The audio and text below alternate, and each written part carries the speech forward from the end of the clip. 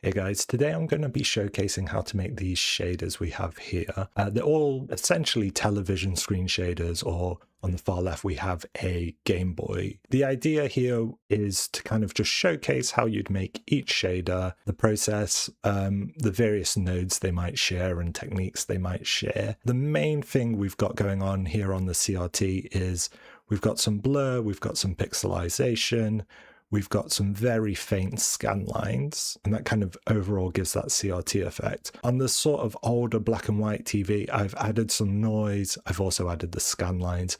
I've removed the blur, so we don't have the blur. So it's a little bit more crisp, a little bit more contrasty. And then here on the Game Boy, we're essentially limiting the colors to 4 different color shades, or 3 different color shades, I think we have here. The one thing that's worth noting on this is obviously if we're using a render texture, which I'm doing, I've set up a camera to render to each of these various shaders. It's worth noting that this effect will heavily vary in quality depending on how you set up your scene and what image you're pulling from. So to just showcase it here, I've set up a couple of images that I've just put in front of the camera. So here we have like an old school sort of like Pokemon screenshot. But as you can see, because the color values that it's picking up aren't perfectly black, it's rendering these as 2 different colors. So if you were ever to use this effect and you wanted it to be on like a big screen, because like for example far away, that's probably workable, but if you wanted to be zoomed in and had it on a big screen, you would have to dial in your values, which I'll showcase when we're building the shader.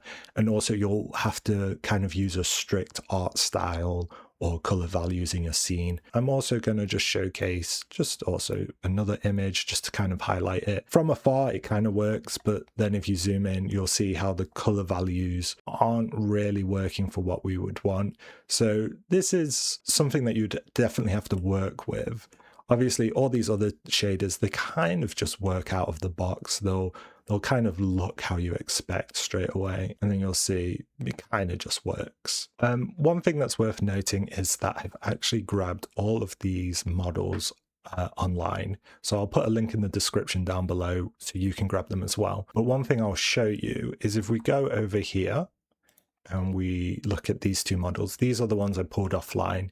If I put a screen shader on straight away, you'll notice you're getting a bunch of errors, and that's because the material's not been set up right. So we'll need to go in Blender and fix that, because it should be displaying like this. So ideally we'll just have the UVs of the screen as a flat square. Pop into Blender and I'll show you how to fix these 2 particular models. The other 2 are fine out of the box. So here I've opened the Game Boy file, and I'm just going to press 1, I'm going to press Alt and then middle mouse button and just get into a good view. I'm going to want to look at the textured mode. I'm going to click on the object and press tab.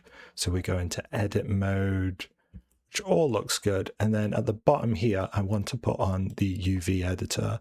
I'm going to pull this up.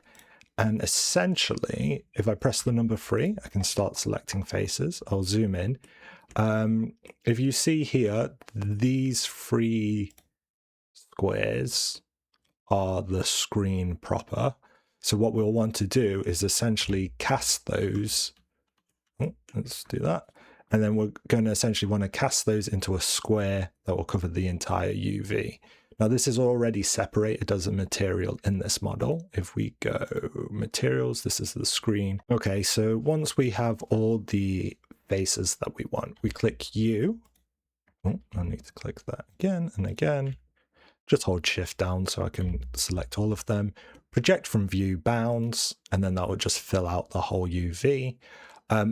Obviously, for it to work, you'll need to press 1, and then you'll just need to press Alt and middle mouse button, so you're actually getting an orthographic view, and then you're getting it like that, so it'll project correctly.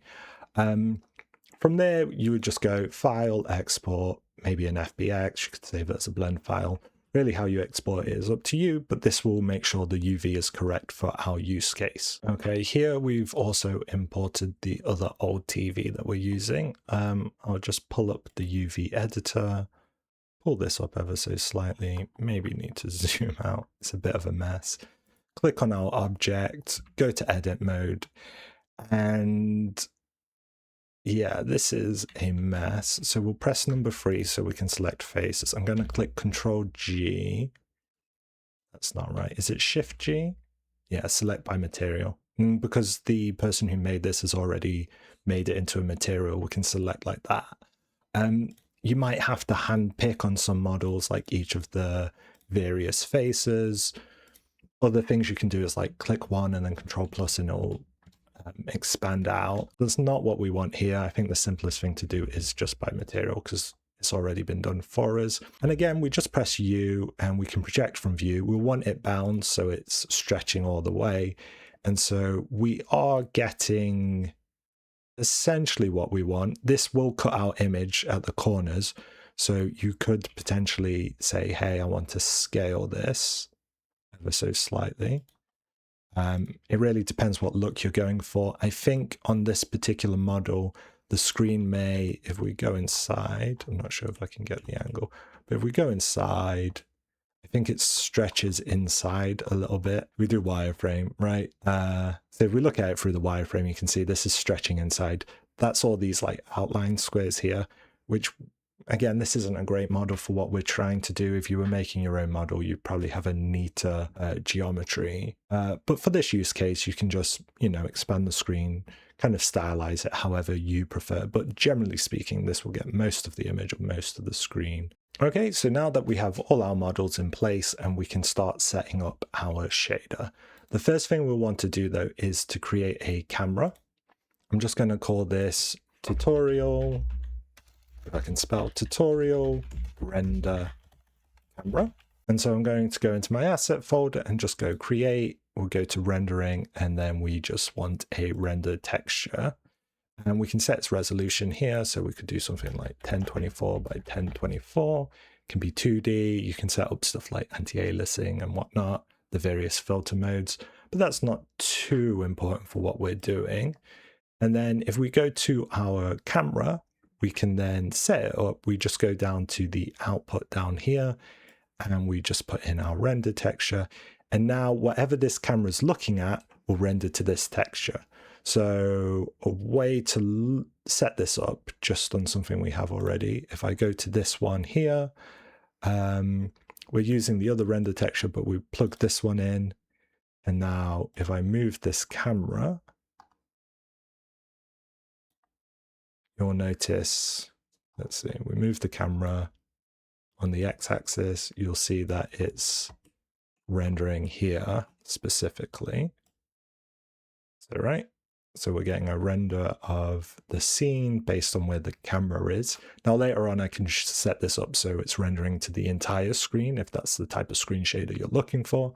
But let's start with our shader. I'm just going to rename this quickly as well. So rename this to screen render texture. So we're creating the shader in shadergraph. So we right click create and we just want shadergraph and then we want URP and we'll probably want a lit shader for this. And we'll just call this GameBoy Shader. And this shader's come through. And then just to set up the very basics of the shader, we'll say, hey, we want a texture 2D. This is going to be our render texture. We're going to pull this out here. We're going to pull this into a sample 2D texture. Sample 2D texture. There we go. It lets me click it. And then we'll pull this through, plug it into the base color, click save. Make sure that this is exposed, so show an inspector. And then if we go into the scene, we'll want to create a material using this shader, just so we can showcase this. So GameBoy material. It's pulled this shader. Obviously, it's right now only got one attribute that we can change. We plug this in. And then if I throw this on where the screen is, now you'll see that our camera is rendering directly to here. Now, from this point here, we can essentially do any modifications we want to the shader graph, and that's going to allow us to create the effect we have on screen. Okay, so the first thing I think I want to do is to pixelate the screen, and this is pretty easy. What we'll want to add is a UV node. And then we're going to take the UV node and we're going to multiply it by a number. Now this number is going to be something we may want to change. Okay, so we'll add a float. We'll call this resolution. And then in here, we're just going to make sure that it's shown in the inspector so we can edit it in real time. I'm going to want to make it an integer. We'll set up the default value as something like, I don't know, 128. And then we can always change that at a later date. So we'll take 128, we'll plug it in here. So the simplest way to think of this UV node is it's essentially going from 0 here, so no red value, and then it's going to 1 red value here, and then every number in between, and then on the y-axis it's green. And so what's happening by multiplying it, let's say you multiplied it by 10, it would be going from 0 to 10, and then 0 to 10 here in the green value. And this is essentially just a grid of where the pixels would be on a texture, if you think of it like that. And so by multiplying it, we're squishing it down. We can then do something called floor, which is we're just rounding each value. So by putting in the floor, what we're doing is instead of this going from like 0.1, 0.2, 0.3 to like 1, 2, 3, 4, all the way up to 10, if we're timesing it by 10, we're essentially saying, okay, it can only go up in integers. So it's going to go 0, 1, 2, 3, 4, 5, 6, 7, 8, 9, 10. And so that's going to create like a pixelization effect because you're not having a fine gradient from 0 to 10. You're having a blocky kind of progression. And then if we just divide, and we divide by the exact same value, our resolution value, we're essentially bringing it back to a normal size, but because we floored it in between, we've essentially created a pixelization effect. So I'm just going to group these, call this pixelization, ignore my spelling, and then I'm just going to take the output here, plug it into the UVs. And something you can do is if we set the default value here as this, we're going to actually be able to see a preview. And so, because this is set to 128, if we did like 64, even better, yeah, like 12, you can see how pixelated it is. And this might give you a better idea of what's going on, right? So we're multiplying it, so we're getting a much wider gradient. We're then clamping it, and then we're bringing it back down to size so you can see each individual pixel. Obviously 12 is probably too strong. 64, 128 is probably more reasonable. Make sure to save it. And then if we go back into the scene, once this updates, you can see what's happening. Let me just see, which one is it? Okay, so now we can see this. It's attached to the camera still, of course. So if I move this camera, you'll see its effect. And then on the Game Boy, we just click here, we go into the shader that's specifically the one we've changed, and we can obviously do what we were doing in the shader graph by changing the resolution, and we can kind of see it play out here. And so that's how you'll do a pixelization in your shader. Okay, so the next thing I want to do is actually make this image black and white. So I'm just going to move these outputs along, and I'm going to turn this black and white. Now, if you're new to shader graph and you don't understand necessarily what's happening, is we're essentially just editing color data. So every image is essentially just data. And then if you understand what that data is, you can modify it. So this texture here right now is essentially red, green, blue, and alpha values. We don't really care about the alpha values, but if we want to make this black and white, we can take the red value, add it to the green value. So this is taking all the red in the image, all the green in the image, and adding it together. And these exist on a scale of 0 to 1. So 0 being black, 1 being white. And then from here, we can then add this again to another add node. And we're just going to add in the blue value. And so we've essentially added all the values. So if there's like, say it's half red, it would be 0.5. If it's half green, 0.5. And then say fully blue, then it'd be 1. So we'd get 0.5 plus 0.5 plus 1, which is 2. But that's actually creating an image that's brighter than 1, which means it's more than white. And so you're going to get a bunch of errors if you try to render that, or it's not going to play out how you expect. So to kind of get the true value, we want to just divide, and we're going to just divide by 3, which is the amount of colors we have. And this is going to be a true to like, this is just going to be true to image color values, like the same amount of brightness, and it's going to be relatively bright based on each of these channels. Sometimes that might be hard to understand or follow or get what's happening, but fundamentally, once you wrap your head around the idea that this is just data, you're manipulating the data and you're getting a result from it, you can kind of start to do this on your own, and it becomes a little bit of a second nature thing. So I'm just going to group this once again and call it, let's see, black and white. And then from here, specifically for the Game Boy shader, I'm going to want to be turning this into, essentially, instead of being like a fairly wide range of colors, I'm going to want to clamp those down. Oh yeah, I need to plug this into the base color value, save, go back to the scene, and now we're getting a black and white image. And again, we can still change the pixelization just here. And so less or more pixels, depending on how you want it to look. And then if we go back into the shader, how are we going to clamp these color values? One way to do it is by saying, okay, we need to compare this. So comparison, I think I want to go into A. And I'm just going to say any value in this image that is less than, let's say 0.1. So by setting this to 0.1 and less than, we're getting the 10% darkest pixels of our image.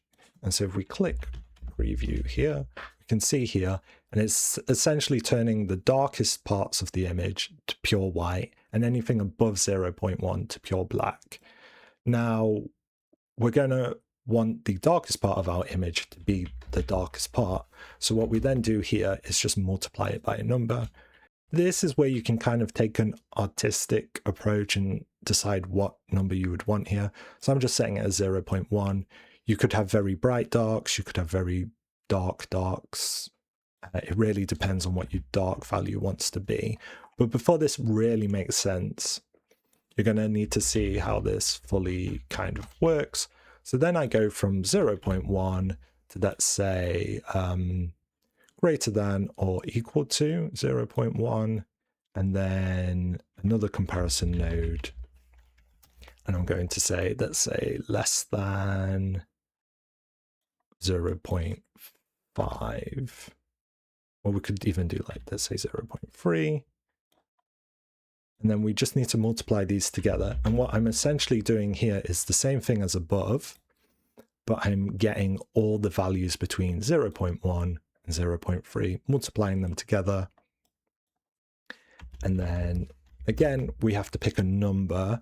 This number will want to be brighter than this one, but darker than the next one. So we could do like 0.25 might be appropriate. And then again, we're just going to copy, paste. And you can do this as many times as you want to get as many shades as you want, because we're essentially just compressing different bits of the image down to a certain value. This number will have to be the same as the last highest, and then we can go like 0.5. We can then multiply this by something, say 0.45, let's say. And then the last one will just be on its own, and it'll be everything that's above a certain brightness. So it's comparison, anything that is greater or equal to 0.5. So this is just all our brightest pixels. And then we would multiply. I could take something like 1, I could do 0.75, something like that. And essentially here now, we've got a gradation of all our values and they've been clamped down. And now we just need to add them together. Okay, so to add them together, we simply go add, A, B, add. We do it again, we add again. We add this one to this one. And then once again, add here to here. And then this is our final output. And we're going to plug this into a lerp. So we'll just say lerp. We're plugging it into the T value. And so essentially why we're doing this is so we can set up two colors, high light color, low light color. And so instead of this being a pure black and white image, we can kind of have that Game Boy effect. So we'll put the highlight in, we'll put the low light in, and we'll probably want to set the defaults to something. If highlight here, let's see, it's normally a greenish sort of screen. And then the low light would be like a gray. Do I have this inverted? I think I do. So low light goes here, highlight goes here. And I think this is going to be want to be a lot brighter, something like this. Okay, so let's just swap the positions. For the low color, I actually do want it to be green, don't I? And then just a very dark green. I think, and again, this is purely like an artistic decision of like where you want this to look like, what you want this to look like. This can be over here. So yeah, something like that as the default colors. Oh yeah, of course, let's not forget, we pull this along and then this is where we plug in our last color. We go back to the scene. And here we have it. We've got a colored screen. If I just look here, graph settings, I did set this to lit. It probably would look better unlit. Let's have a quick look at that. Doesn't need to cast shadows either. So I can save that. So this is just the actual shader. So obviously from here on, we can take the actual shader and change it. So might want to be brighter. This probably wants to be dark green like I was doing. And yeah, it really comes down to like an artistic decision at this point of like what you're trying to do, what you're trying to accomplish. And maybe even on the darker stuff, I'm like, oh, I don't like the range, so I could go 0.35, 0.15. And by changing these numbers, I'm basically changing how each thing is shaded. The darks are a bit compressed, so actually I might want to go in the opposite direction. 0.35, 0.65. Cool. And again, these are all numbers you can change. You can kind of stylize it how you want. And just because I forgot, the lerp node, just to describe what it's doing, is it's essentially saying from the lowest value to the highest value, so 0 to 1, you move from this color to this color. It's a really useful tool for recoloring a texture like we're doing here. And just to showcase this texture a bit further, I've just taken those images I showed earlier and I've put them on in front of the camera that we have. Just to showcase how different images and sort of backgrounds and scenes that you set up might render. So yeah, this shader definitely requires a bit of scene setup. You're going to make sure that your color values match what you're trying to do. It's not as easy and simple as these other shaders that we're going to set up shortly. But I hope you like the look of it. I hope it's kind of what you're looking for if this is the shader you want. And then the next one we'll go on to is just the simple old kind of black and white shader. And what's really nice about doing these sort of shaders together is actually we can just take this Game Boy shader. I'm just going to press Ctrl+C, Ctrl+V, essentially just copy it. I'm going to rename it Monochrome TV Shader, and then we can just open this straight up and we've got the exact same shader as before, but we're now going to delete some of the stuff that we don't want. So we're not actually going to lerp between various color values, so we can delete all of this. And we just want a black and white screen essentially, right?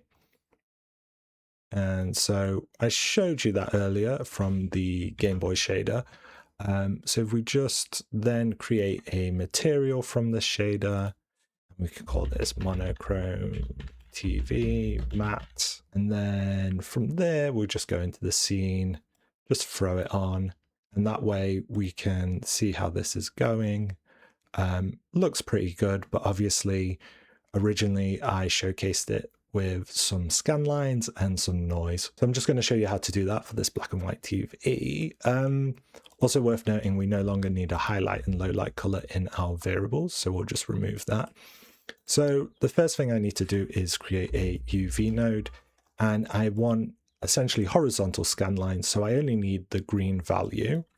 So I'm using the UV to create a procedural. So I'm taking the greens and I'm going to split them, and I'm going to multiply it. And the more I multiply it, essentially the more 0 to 1s I have, or I'm going 0, 1, 2, 3, 4, 5. So I'm going to want a float for this. We'll call this scanline quantity. I'm then going to say this should be an integer, and then I can default it to 12. It doesn't really matter what the default is. It's purely going to be a artistic decision for you. And then we're going to want to, I think it's fractionalize this. Yep, so we step it, and then I think 0.5 will break it down into lines. And so essentially we're going to have a bunch of lines, and we can multiply this with the image we have, though we'll probably want it to be significantly less intense. So we'll just multiply it again and then say, I don't know, something like 0.1. We then add this to the image. And so we're essentially adding lines on top of our image. So we can go like this, we save this. We go back into the scene, we're getting those lines now. Now, obviously, if you're only at 12, it's going to look quite, what's the word? Chunky, which you don't want. So let's do like 64. So you're kind of getting scan lines there. They're a little bit thick. 128, kind of maybe what you're looking for. Maybe a little bit too strong still. So here, instead of going 0.1, you can go like 0.04. So they'll be less intense, which is maybe looking a little bit better.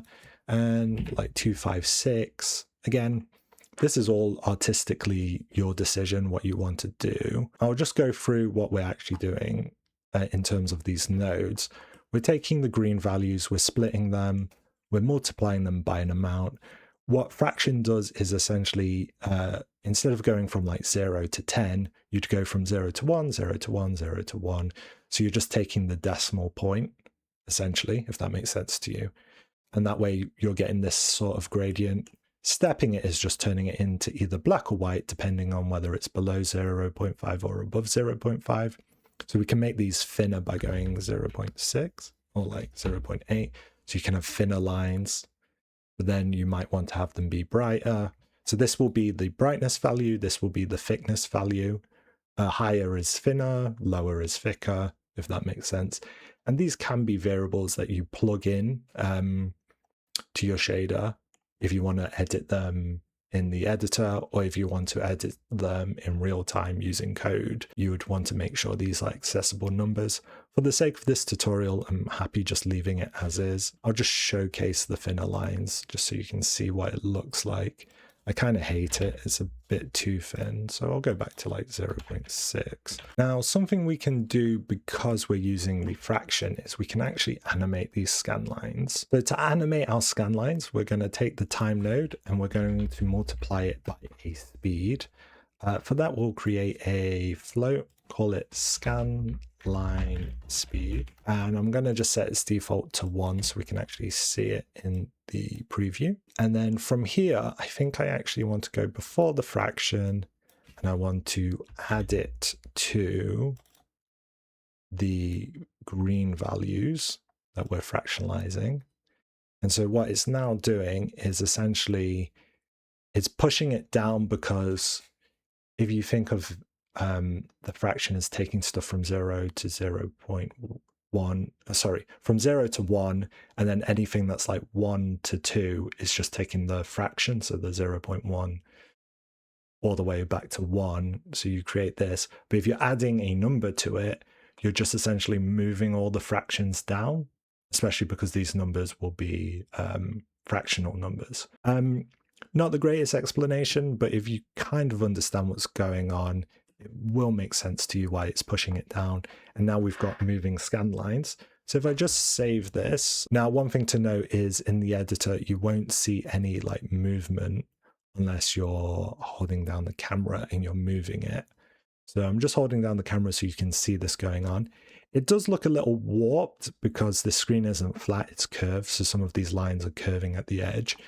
And depending on the values you set, so you could go 2, you could go like 128, and then I'll just move the camera so you can see it. You're going to get various different effects.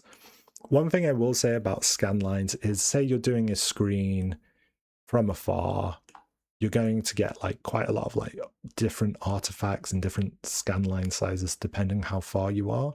So you want to be conscious of the decisions you make here in terms of like the speed, the amount of lines, the thickness of the lines.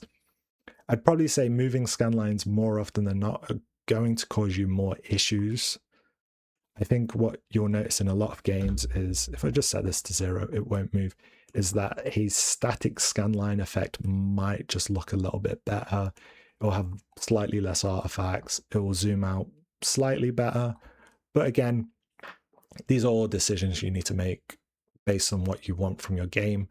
The next thing I want to add to this shader is just a bit of random noise, just to kind of make it, you know, look like TV static essentially. Okay, so back in our shader, I'm just going to create a simple noise node. And so you can see our noise here. I'm going to go quite sharp. Before we add it, actually, I'm going to do a tiling and offset. And I'm going to want to put this in here. Now we're going to want this to move. So we're going to need a float and just say noise speed. For now, I'm just going to set it to 0.1. We're going to want to add it to a time node. So let's create a time node. And then from here, we're going to want to offset. So if we just go here, boom. Okay, that's very aggressive. Instead of adding, what we actually want to multiply, don't we? So we multiply our speed. So this will slow this down a bit. Offset. This will look decently like static. So I know these noise values will be a little strong, so I'm just going to clamp them down a bit. I'm going to go clamp in, and I'm just going to say, I don't know, something like 0.35 by 0.65. I'm going to multiply this by the image that we're taking out here, and we're just going to plug this in, and hopefully that will give us the noise effect we're looking for. It is a little dark. We get a bit of a wider range. Again, artistic decision, really, what you're trying to look to do with. One thing you'll notice is because it's just one piece of static and it's moving at an angle, it kind of doesn't look how normal TV static might look. It very much looks like a texture just scrolling across the screen. So what I want to do there actually is maybe separate two simple noises, two tiling and offsets. And what I'll do is take this, and then I'm just going to do a split. And no, sorry, I don't want to split that. I want a vector 2. Take the Y and do this. So this will be moving now only in the Y direction. And I'll be taking this as a vector 2 in the X and putting this in the offset. And now this only moves in, sorry, wrong. I need to plug in the UV, delete the scale, there we go. So this is moving in the X, this is moving in the Y. And just to describe what's going on here, we're taking the noise speed, which is 0.1, we're multiplying it by time. We're then taking a Y-axis and an X-axis of this time, which is the same values, just in different axes. And we're offsetting an image. The image we're offsetting is this simple noise. We're clamping the value so it's not extremely strong or, you know, and again, artistic decision really here. We're multiplying it by the original image. We will save the shader, and then we go into this scene, and the noise still doesn't look great. I've made a mistake. I've not multiplied them. Multiply B, multiply A. plug it into the clamp. Okay, I recognize the issue I'm having here where the shader's not looking right. So the scan lines, instead of decreasing the intensity there and adding them like that, what we first want to do is add the static.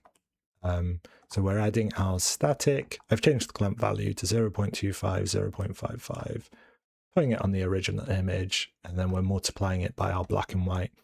And what I want to do with the scan line instead is I want to lerp it, and I'm going to lerp in the scan line from the original image with static. And what I need now is a float, and I'm going to call it scan line intensity.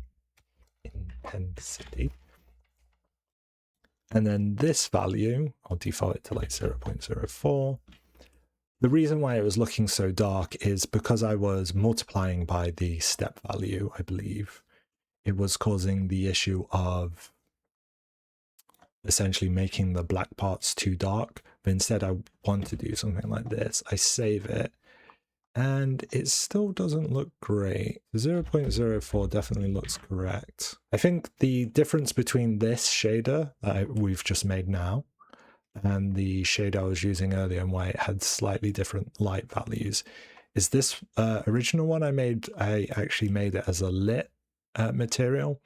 So it's getting a lot of light from the scene. I kind of prefer how this one looks versus the one we just created now. Obviously you can go in, we can go graph settings, we can light it, save it, and then you'll see it's quite a lot more brighter. Again, personal preference, really, what you're looking for. The only downside to obviously having a lit texture is if I move the lighting, you can see how the screen is getting brighter based on the lighting or darker. That might be what you want for your game. I was just trying to match the color values I had earlier, and I was wondering why my shader was so dark. Again, personal preference on whatever you prefer. Okay, so continuing down the process, I'm going to go from this monochrome shader. I'm going to Control-C, Control-V again, and then I'm just going to rename it, and I'm going to just call this CRT Shader, and we're going to be designing this CRT shader here. So I'm going to right-click, Create Material, while right-clicking on the shader, and that will give us our CRT material. And I'm just going to throw the CRT material here, and then open up the new shader. And there's going to be a bunch of stuff we no longer want. I think we no longer want the static, so that's fine. We'll delete all those static nodes. We are keeping the scan line, so we're going from here to here. We are using the lerp instead. I think that's just a slightly better way of doing it. And it is going into the output. Again, the screen can be lit or unlit depending on what you prefer for your game. So we've got the scan lines, we've got the black and white. We actually don't want the black and white. So we're going to delete that, lerp in this. So we have the choice of scan lines. We have the choice of pixelization still, which we can increase, decrease. What I think I want to add for this then, the final thing we're going to add is just a pixel blur. Okay, so to add the blur, we're going to move all this scanline stuff down here out of the way a little. And what I'm going to need to do is create a new float. We're going to call this offset. Offset can be set to 0.1. It could be in the inspector, so that's fine. And we're going to need to sample the texture 4 times. So we're going to go Control-C, Control-V, Control-C, Control-V, Control-C, Control-V. I can just put this at the top. We're then going to offset them all. So we want an offset node. So tiling and offset, and we plug this into the UV. And so what we do is pull our offset out, and we just want to take it into a vector 2. This one can be Y, and we're just pushing the image down in Y by 0.1, I believe. And then here, so we Control-C, Control-V. Okay, so we do the same thing here with this vector, but instead of Y, we go from Y to X. So we're offsetting in X. Just delete this, don't need that. And we do the same. We need an offset, tiling an offset. We put in the offset and we plug it in here. Now in these nodes, we still want the pixelization. So we're going to plug the pixelization UV into here on this UV node, and also here in this UV node. And this is getting a bit crowded, so I'm going to move all of these along a bit, just to the right, move these along to the right a bit. And we're going to do the same here with these. Oops. Control Z, Control V, move them here, move these here, so these also go here. Plug it into the UV, plug it into the UV. We also want to, again, plug our pixelization into this UV and this UV. So all of these are getting pixelized, they're then offsetting, but we don't want to offset the same way. We actually want to negate it. So we want to have the opposite direction. So we do a negate. And then this negate node can be plugged into the offset. This is the X, and then this one can be the Y. Delete the X, negate it once again, and crush it, and then put this in the offset. So what we've essentially done is offset our image in 4 different directions in 4 different axes. If that makes sense. No, in 4 different directions across 4 different images. We add these 2 images together and you can see the offset, right? And then you can do the same here. We can add this one and then add this one. Do a final add.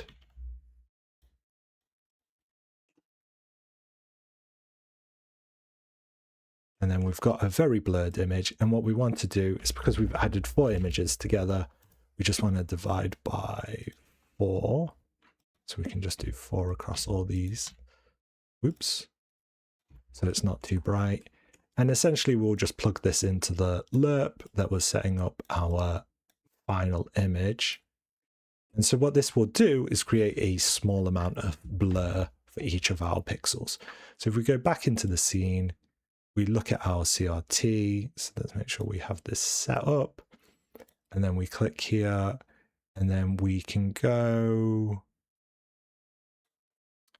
is offset in the inspector? Yeah.